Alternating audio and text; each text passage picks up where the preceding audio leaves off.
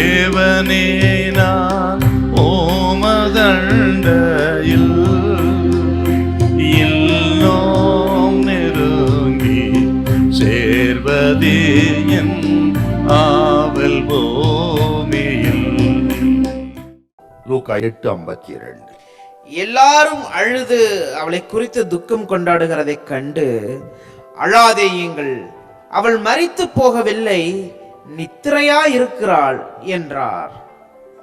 யவீரு இப்போ எல்லா தடையும் மீறி ஆண்டவர் இயேசுவோடு கூட வீட்டுக்கு வருகிறான். தூரத்தில் வரும்பொழுதே பார்த்தா இவன் விசுவாசத்தை தகர்க்கக்கூடிய நிகழ்ச்சி என்ன நடக்குது. அடக்க ஆராதனைக்கு எல்லாம் ஆயத்தம் மும்முரமா இருக்கிறது. அழுது கொண்டிருக்கிறார்கள், இறைகிறார்கள்.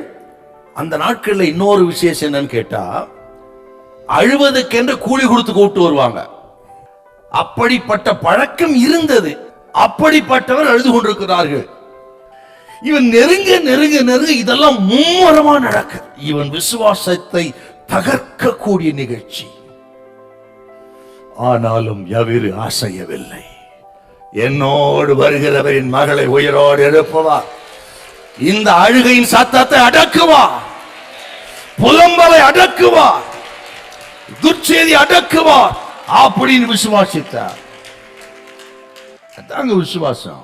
கர்த்தர் பேசுறவங்களோட உங்களுக்கு விரோதமா எழும்புகிற சக்திகள், உங்களுக்கு விரோதமா இறைந்து கொண்டிருக்கிற சத்தங்கள் எல்லாவற்றையும் கர்த்தர் அடக்குவா, அவர் அடக்கி போடுவா.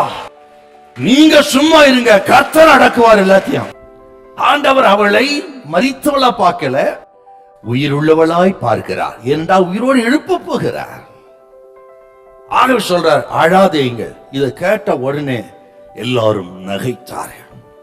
வேதம் சொல்லுகிறது, நீங்கள் தொடர்ந்து வாசித்து பாருங்க, அவர்களை கர்த்தர் வெளியே அனுப்பினார். மத்தேயு சொல்றாருங்க, துரத்தினார். துரத்தினாருங்க வெளியே. ஏன் சார் அவர்களை துரத்தினார் என்றால், அவிசுவாசம் உள்ளவர்கள், ஆண்டவர் வல்லமை நம்பாதவர்கள் எல்லாம் கர்த்தர் அங்க வைக்க மாட்டாருங்க. ஆண்டவர் செய்த அற்புதத்தை காணக்கூடிய பாக்கியத்தை அவனுக்கு கொடுக்க மாட்டார். போ வெளியே. இயேசு கிறிஸ்துவின் வல்லமையை விசுவாசிக்கிற நம்புகிற மக்களைத்தான் தன்னோடு வைத்துக் கொண்டு அவர்களை தேற்றுகிறவர். அவர்களை அகற்றின சும்மா இல்ல.